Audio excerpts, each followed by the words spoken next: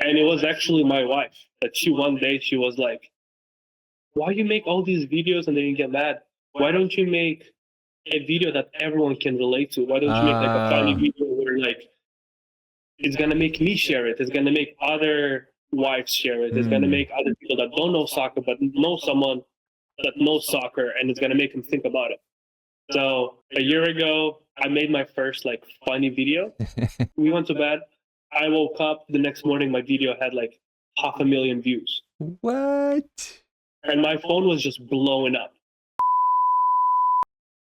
I did have like one of those moments during church one day, and I was like, hey God, if I am meant to have this influence, if I am meant to handle some type of influence, and if it's not gonna do bad for me and my family, like give it to me. But if I'm gonna have some type of influence and this is gonna make me into a worse player, into a bad person, or into like it's gonna be bad for me and my family, don't give it to me. And like a couple days later, my first video went boom.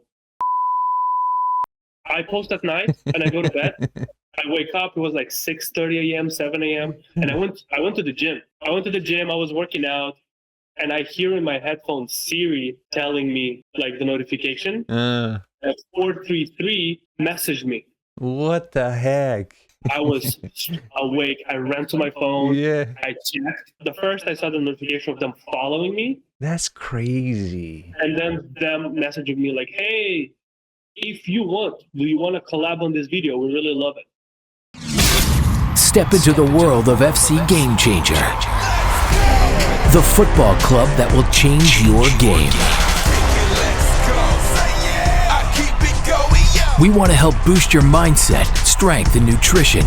A potent trio capable of completely transforming both your football performance and your overall life. The way we play it, the way we say it. With a new expert every month, including strength coaches, nutritionists, football coaches, former and current footballers. We are dedicated to sharing knowledge and skills for the next generation of footballers, allowing you to become the best footballer you can be. Thanks for joining us today. Now, let the game begin. Sasha, welcome to the show.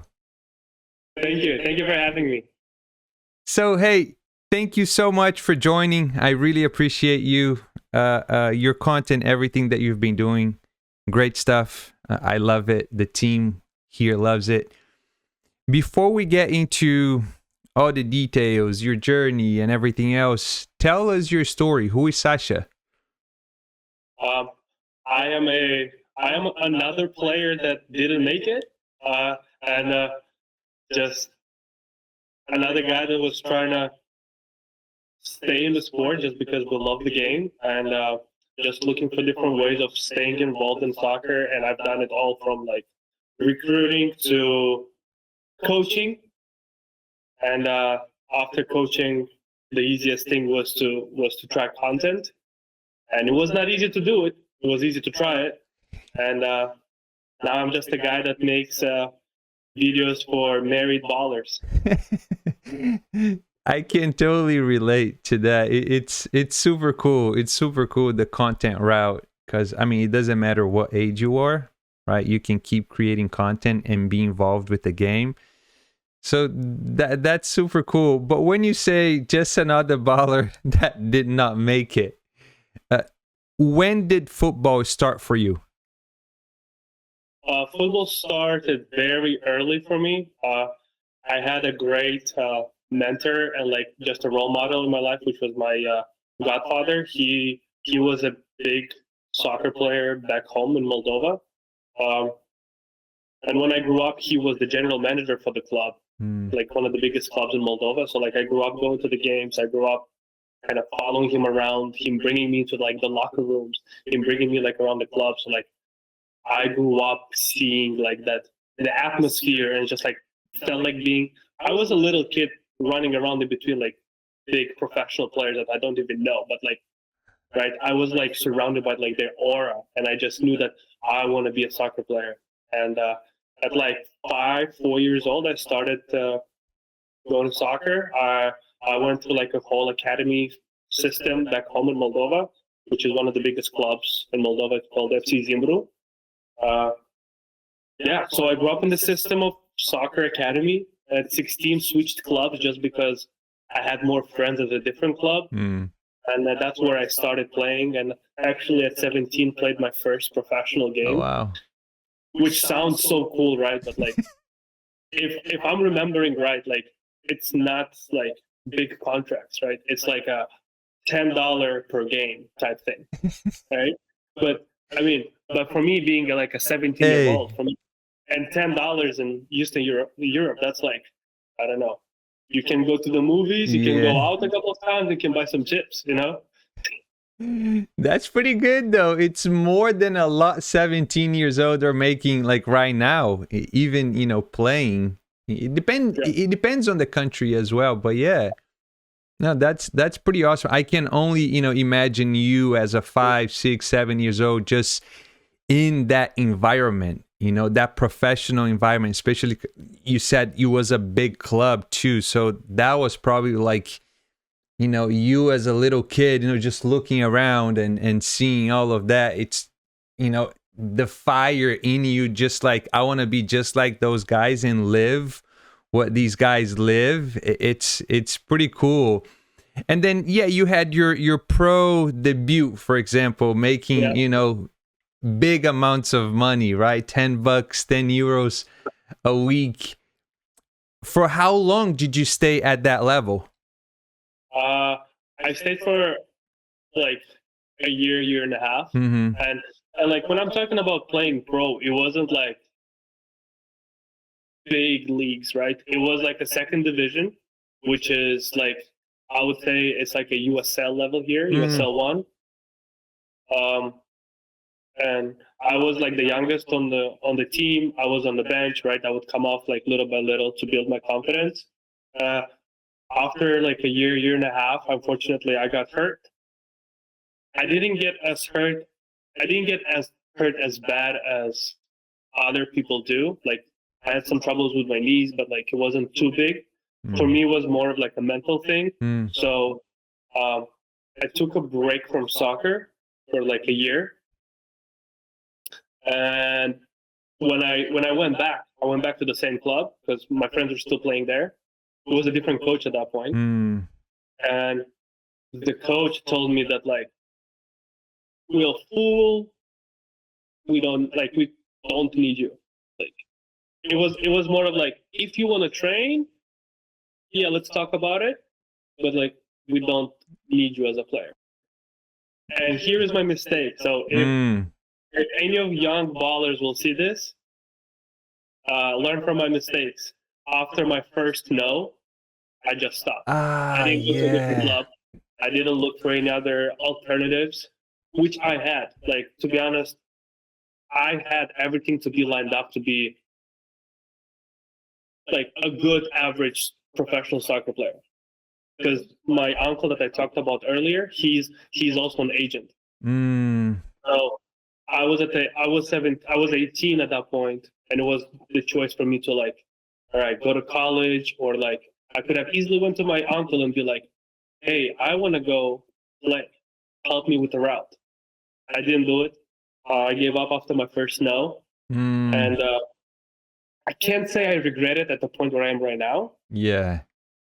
But there are days when I'm thinking about like, where would have I been? Because right now I'm watching my national team play, where I'm watching my country's championship, and I see players that I know. Oh, wow. Like, I see players that are playing in the professional Russian division, like, whereas like it's pretty big there. I see them play there. I see them play all over Europe, and I'm like, would have that been me? I don't know. I don't regret it, but I am thinking about it every once in a while. No, that's a good lesson, you know, because I think more and more nowadays kids are like that. As soon as they have, you know, one no or things get hard, they give up instantly.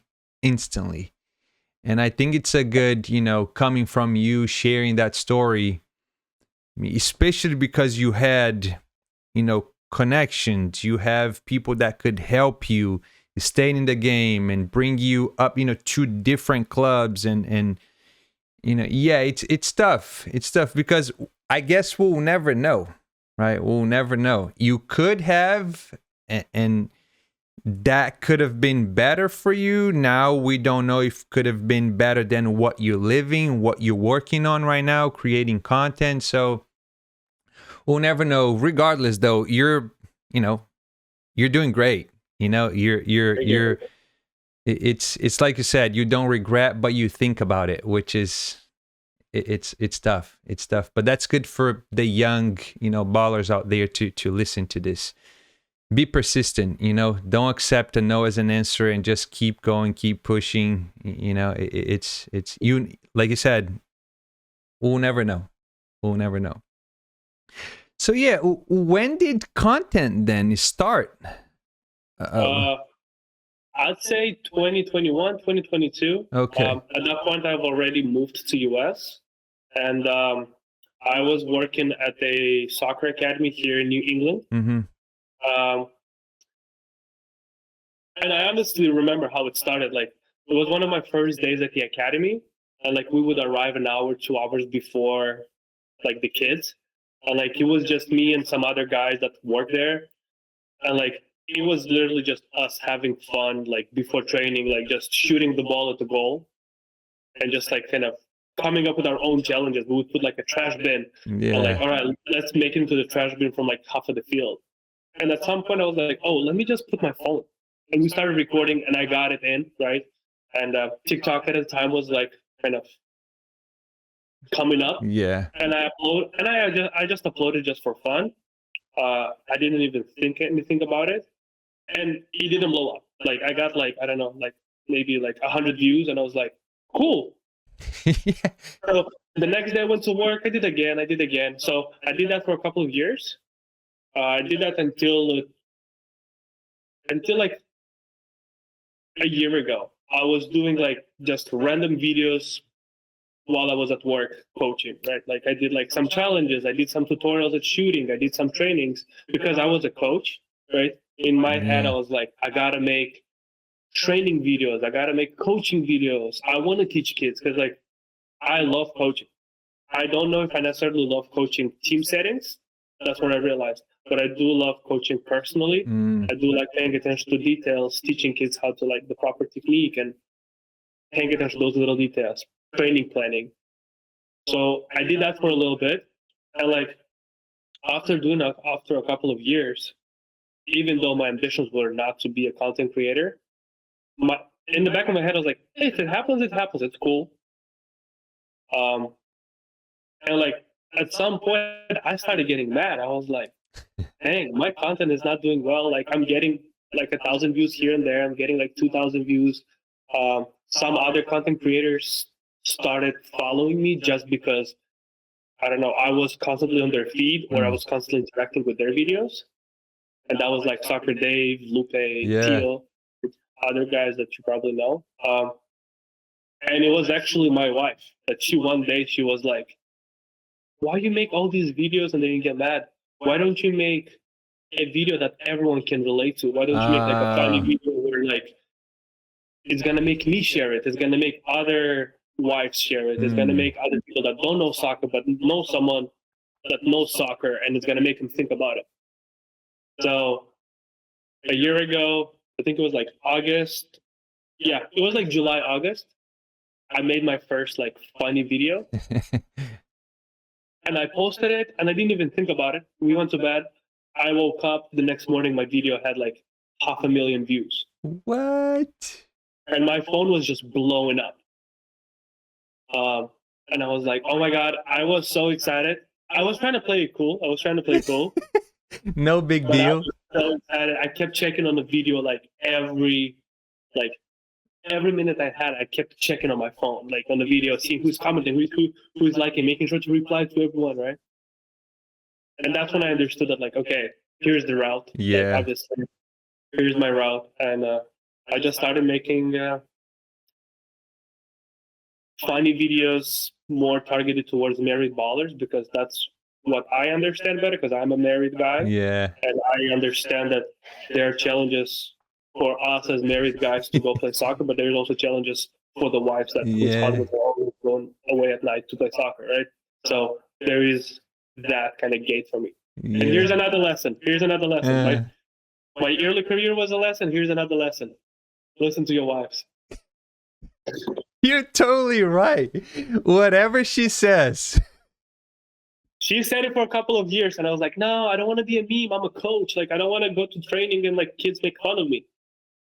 And then I did it, and now I love it. My God, that's crazy.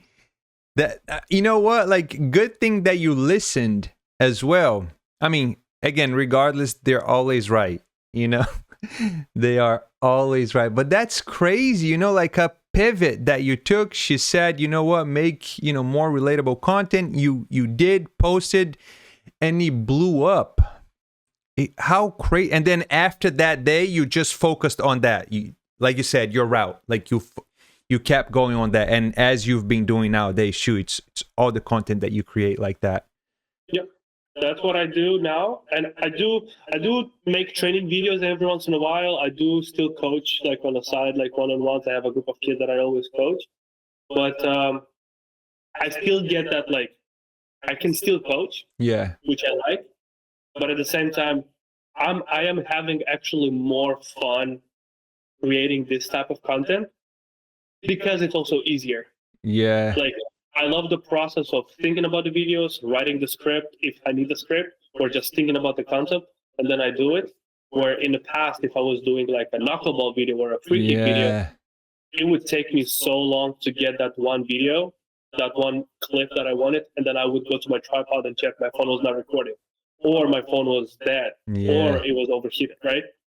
And like, I'm not saying it's easier to make this type of content, but it's definitely less time consuming for me. Right. Now, because most of my videos are more like training tips and how to get better at this and that, and I know how hard those are, and it takes a long time. But yeah, some of your videos, which I think probably help you, they don't even have like you speaking, so more people from around the world, they can relate. I mean, one of your videos that I think it was the first video that I got, like first time I saw you, that I mean, I almost, I was cracking up. It was the one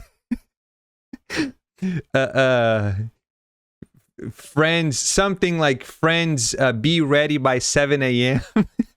Yeah. And then I think it's your wife. She pulls down the cover. It's a pillow, and then it's you by 6:59, just like wide open, ready.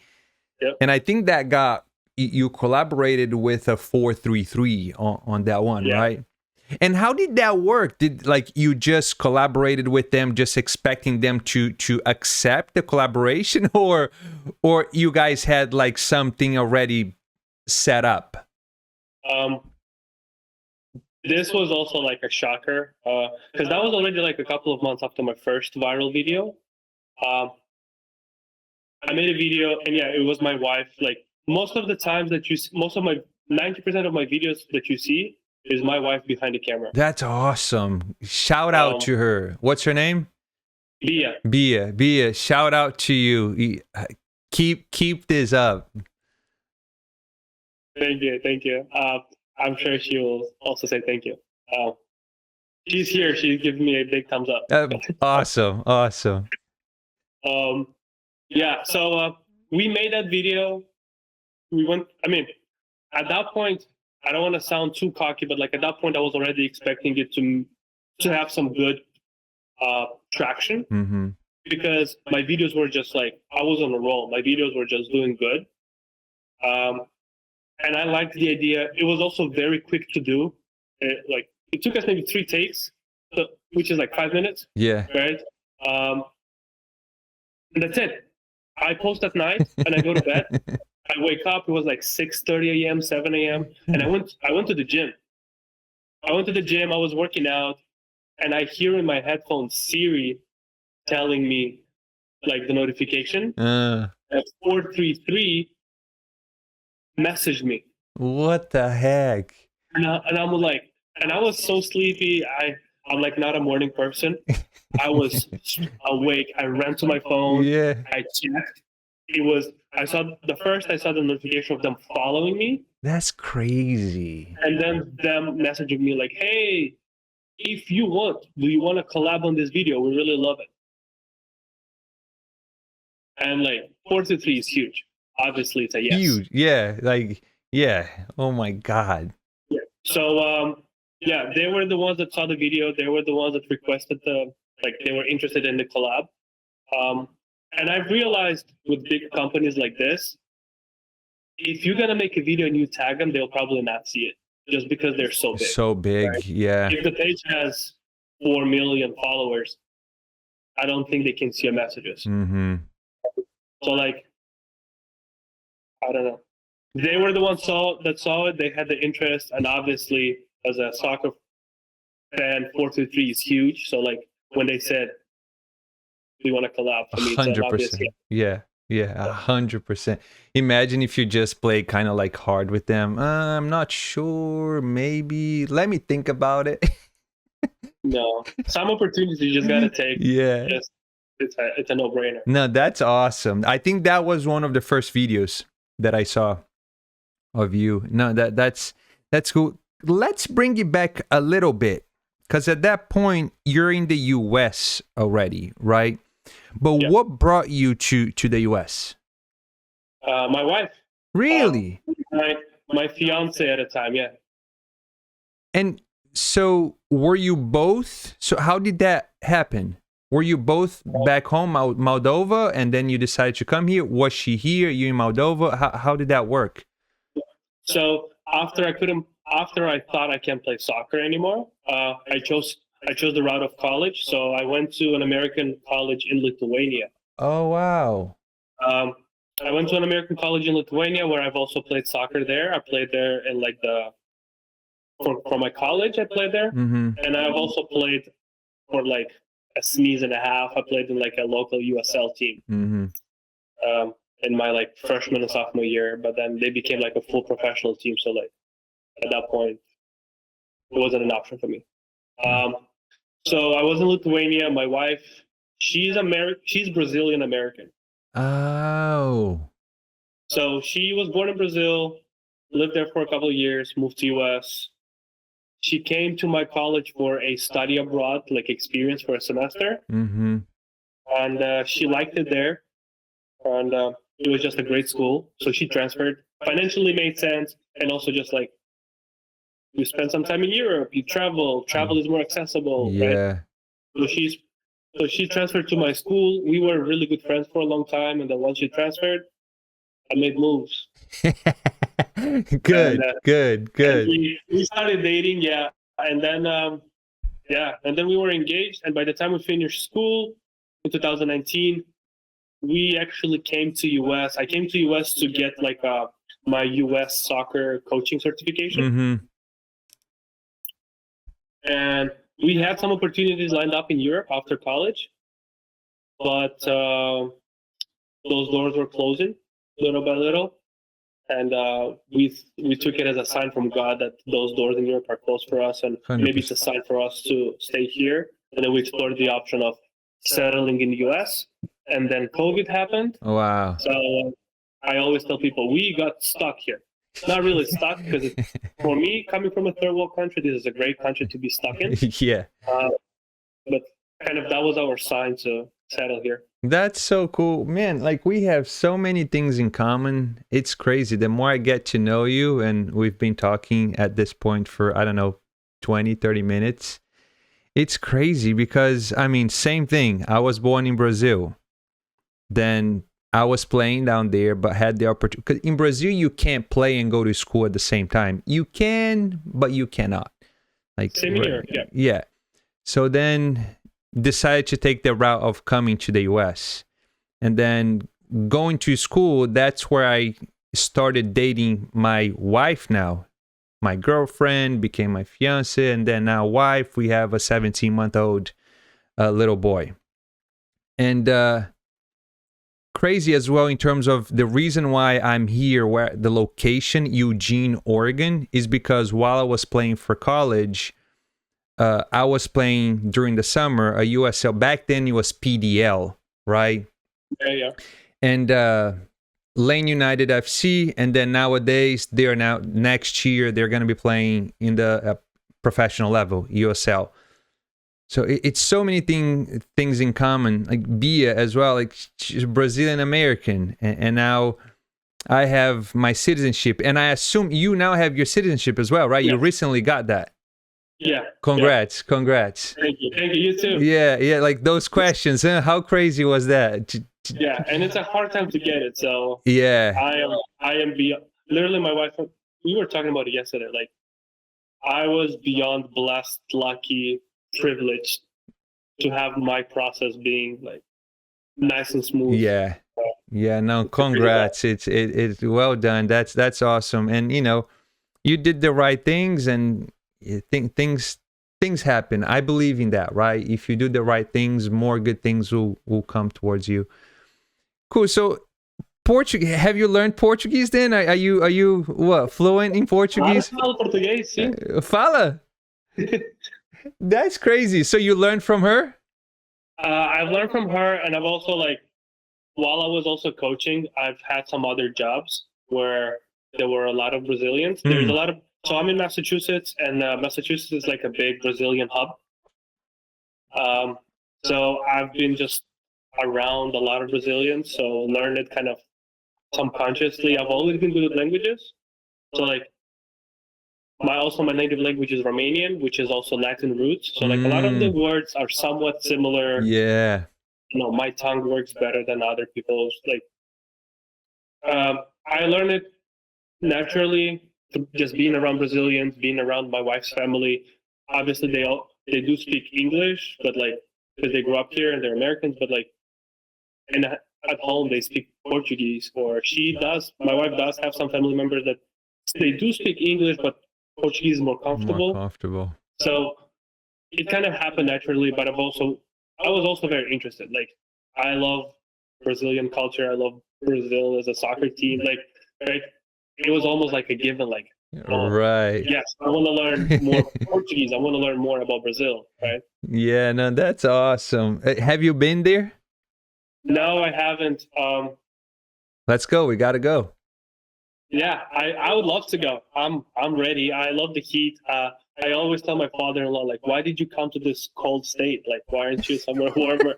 But yeah, we've always talked about planning on going to Brazil. Is just kind of family-wise. When it comes to decisions, I still have family in Europe, so that's also a whole big trip to manage. So, like, we've prioritized going to visit my family, or my family to come to US instead of going to Brazil.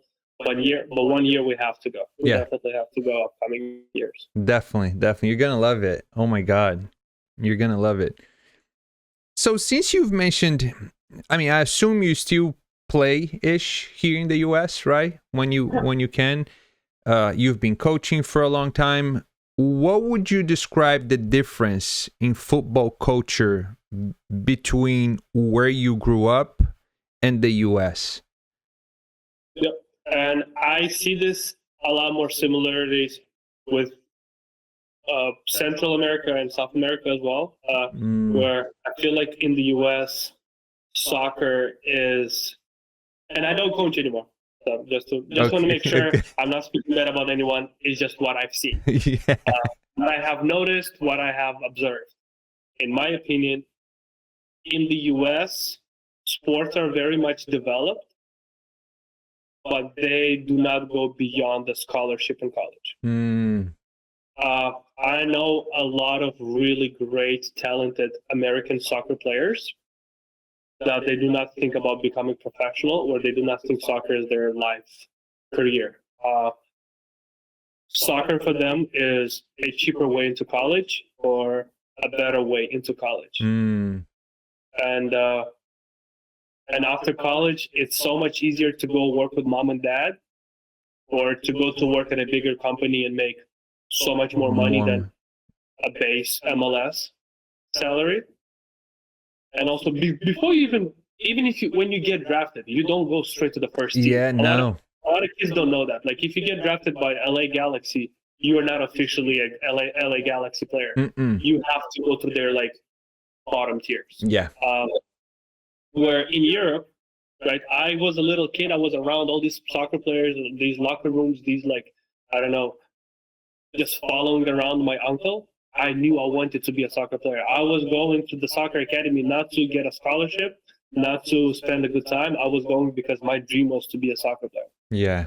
Where in the US, soccer is a good rec league, a good time to spend after school, right? Yeah. And then eventually, if you're good at it, you can get a scholarship. Yeah.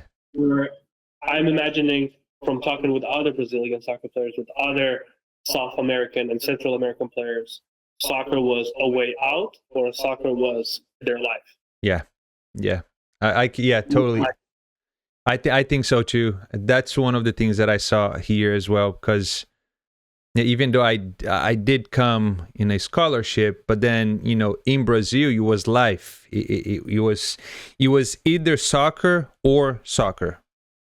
Like no other option. And also you have the pressure, right, from family, friends. You're gonna be the next soccer player, and you almost have no choice but to strive to become a soccer player.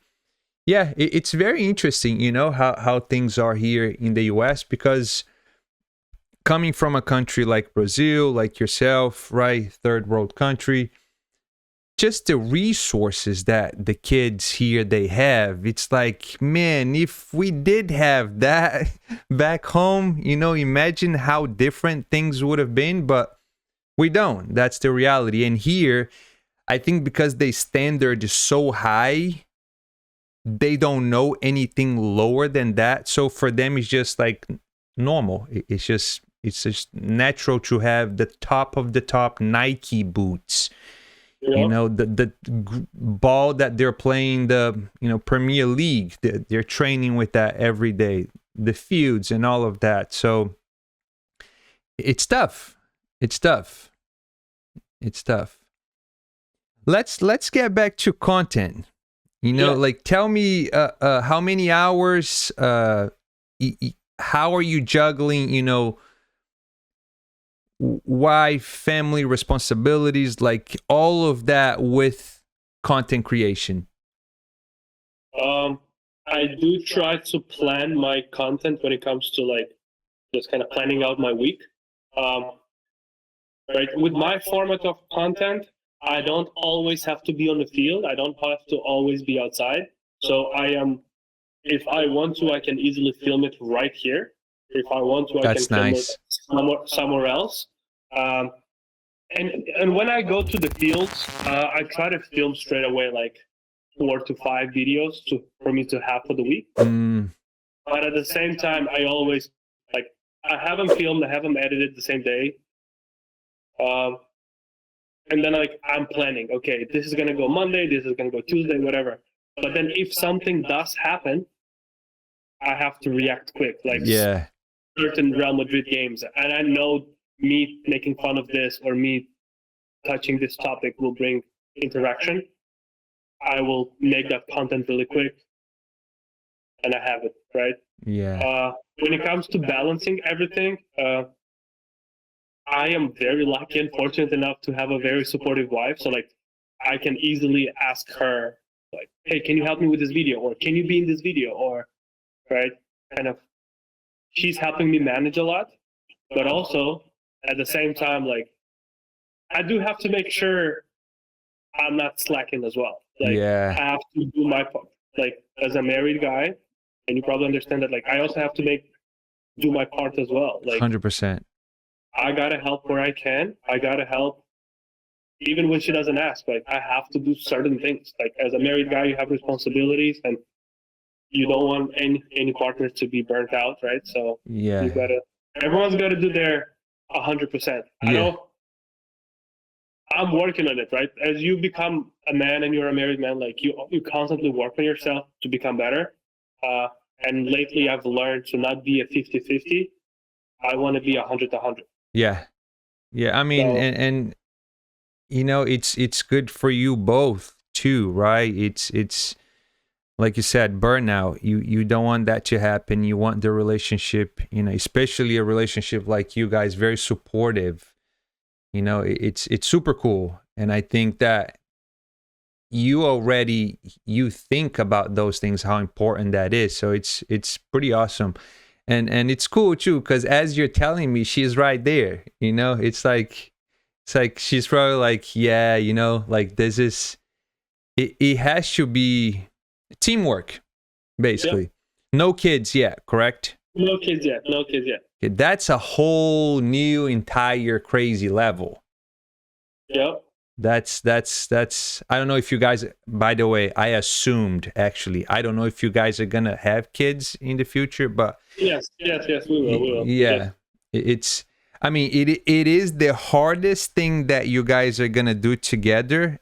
At the same time, the most beautiful thing ever. You can't even explain how that is. And also, if you respect your wife, Bia, right now, your level of respect is going to be 20x after, birth. They are superheroes. We're just like normal humans. Women, it's a different level. It's crazy. I don't think we would be able to, go through what they have to go through when being pregnant. It's crazy. I agree, and I'm glad I don't have to. Yeah, no, it's crazy. You've had quite a few lessons here for young ballers. Yeah. But let's kind of like, what are lessons for young ballers that, especially nowadays, right? They're pretty much all on their phones, creating content, consuming content.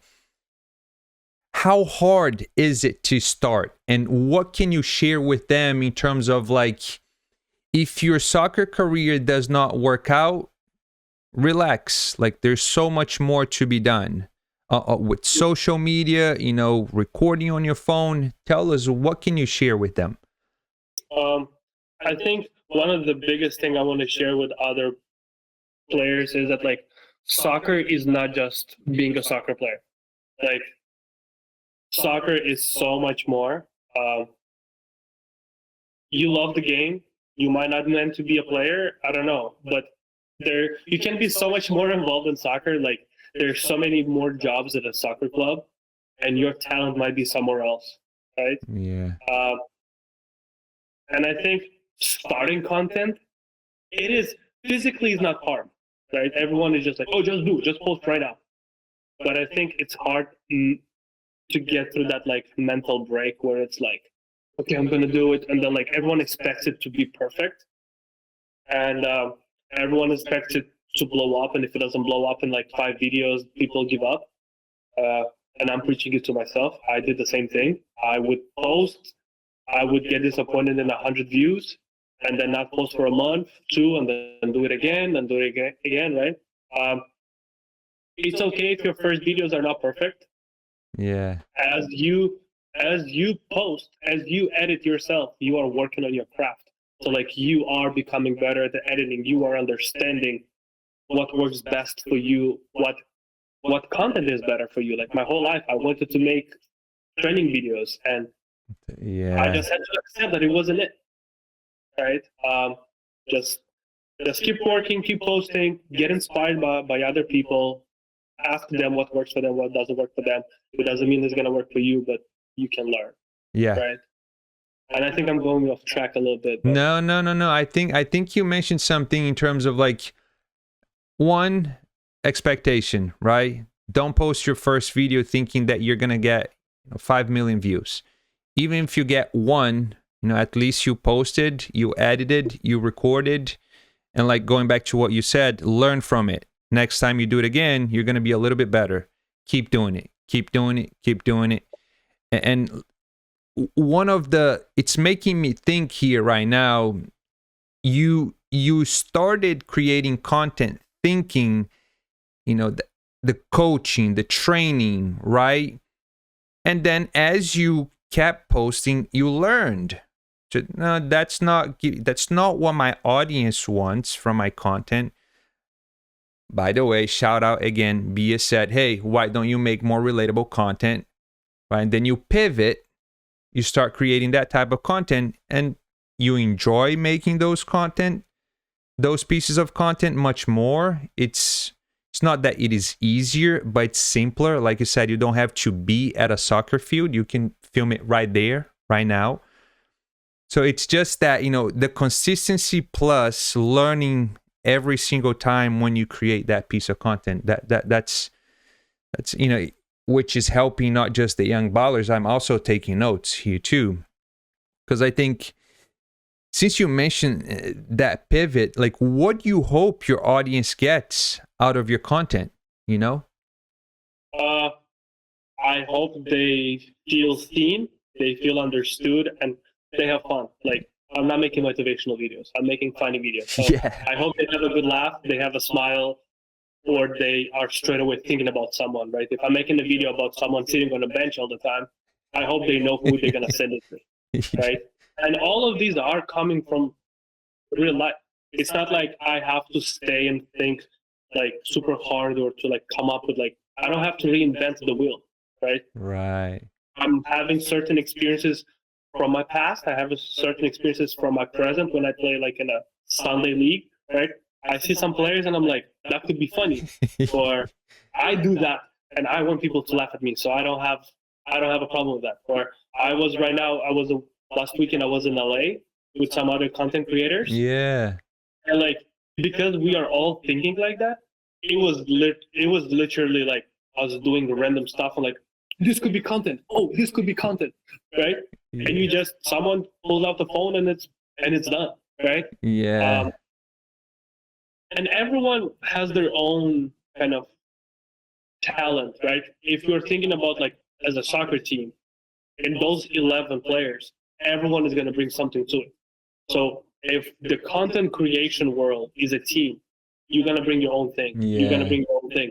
And it's okay to get inspired by other people, but don't be the new, like, I don't know. Don't be the new Mr. Beast. Be the new you. Right. Like, Mr. Beast, but don't do the same thing as him. Add your own flair. Yeah. Like, I was trying to make videos without a flair because it was training and it was classic and I didn't want to be a meme. And then I started adding my own personality, and that's when people were actually interested in. That's so true. That is so true what you just said right there. You can take ideas, but always make that into your own. Yeah, no, I love that. That's pretty cool, and it's powerful as well. That's awesome.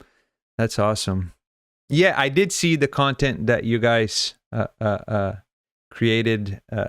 Theo Kicks Balls, he's been on the podcast. Soccer Dave, he's been on the podcast. So it's been super nice to be kind of like getting to know you all. And that's the cool thing about the podcast. I learned so much because I see all your content, and I'm also trying to grow, the FC Game Changer platform. So it's super cool to be involved in talking to people that think alike. So I really appreciate, everything that you're sharing here. It's been awesome so far. And I'm sure that everyone listening and watching, one, they're super happy because they're seeing you here. You have a massive audience, videos with millions and millions of views. And also, it's good to have someone like you to share the things that you've been sharing with the young, soccer players or young content creators. It's super helpful for them. What's the big dream for Sasha as a player, creator, and a person? The big dream is obviously to keep my family thriving and kind of providing for my family. Mm-hmm. And I don't want my family to be ever in need. I haven't mentioned on this podcast, but a big part of my life and a big part of my success, it does go back to God, because I did have like a prayer. So like my wife and I, we are a Christian couple. We love God. We go to church. We're Christians, and I did have like one of those moments during church one day, and I was like, "Hey God, if I am meant to have this influence, if I am meant to handle some type of influence, and if it's not going to do bad for me and my family, like give it to me." But if I'm going to have some type of influence and this is going to make me into a worse player, into a bad person, or into like it's gonna be bad for me and my family. Don't give it to me. And like a couple days later, my first video went boom. Right. That's crazy. Yeah. So I do want to like, I don't necessarily preach in my videos, but like I do want people to see that there is good and there is funny, and all of that comes to me because of God.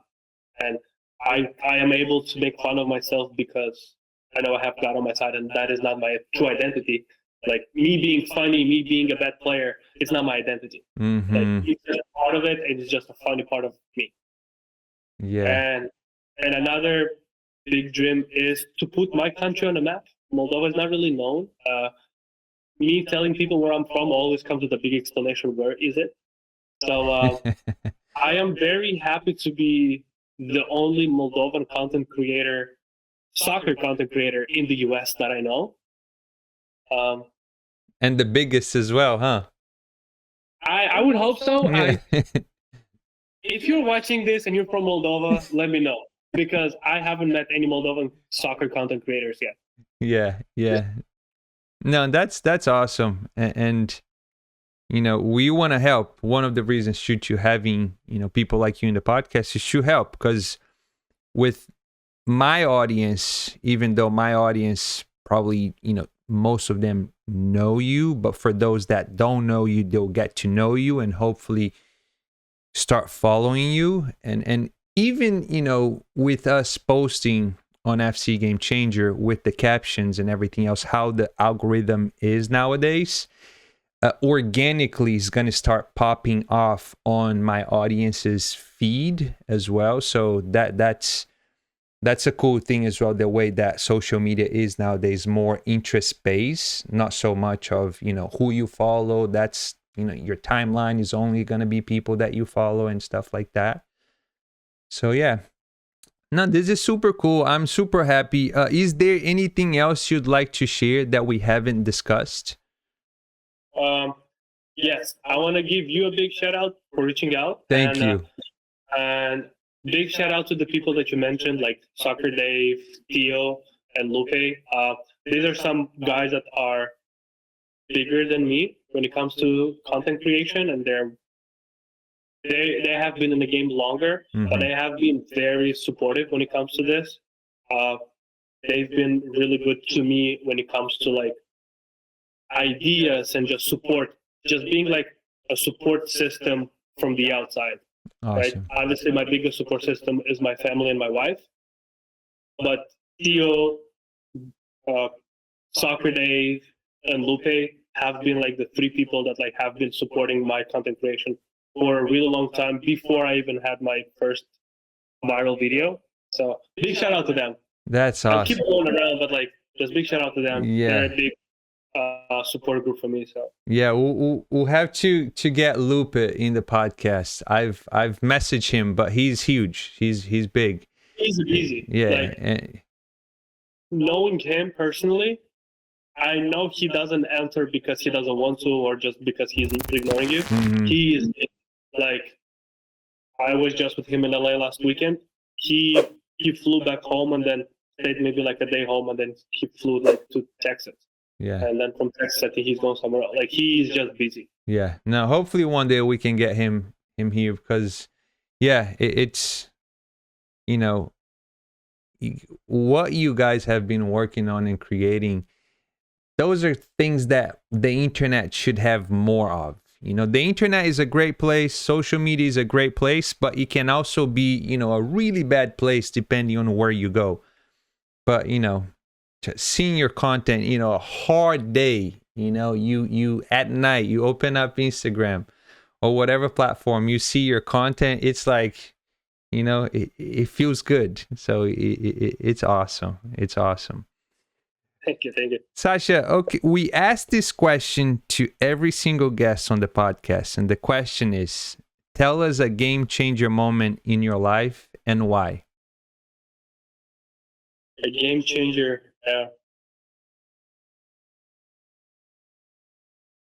Okay. Are you talking about like game as the game or just life? Like anything, life in general.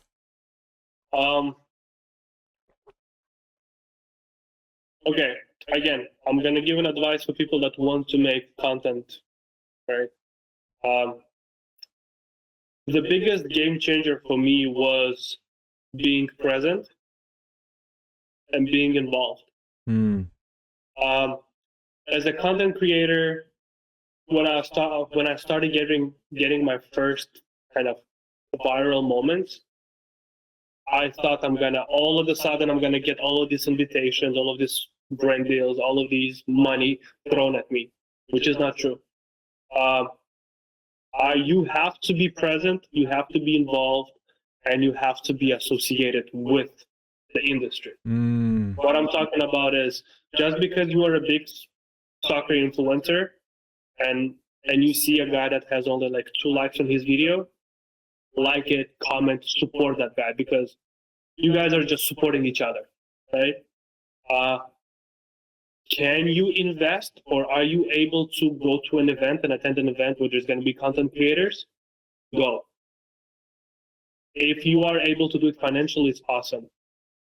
Because I did it my first year, last year, and like that's where I actually built personal relations with other content creators. Because when you see people in person, it doesn't become like, oh, you are a fan. Like, you are building relations, you know each other, you starting to like interact. Mm-hmm.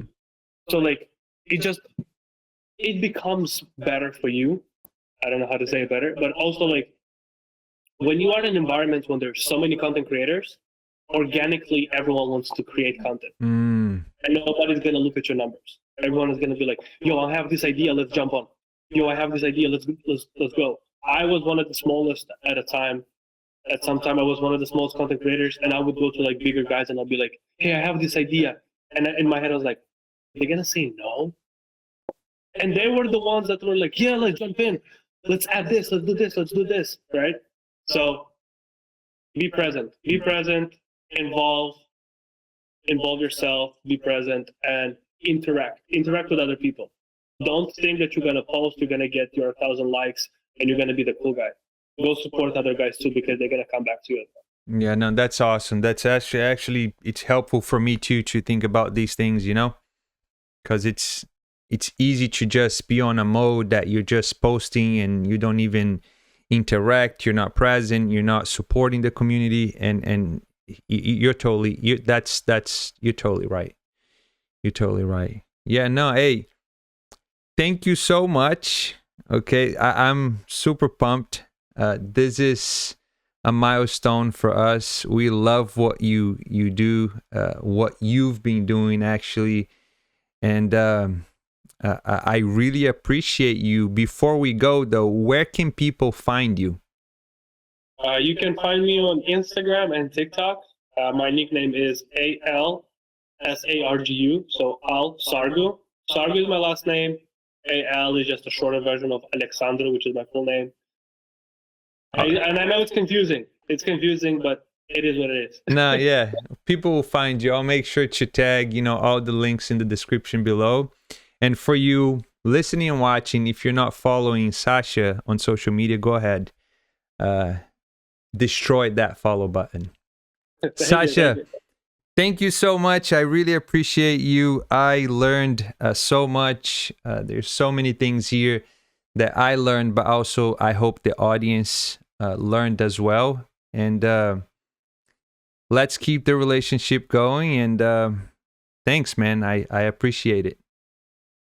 Thank you. And I hope I can see you soon at one of the events or. Totally. We'll make that happen.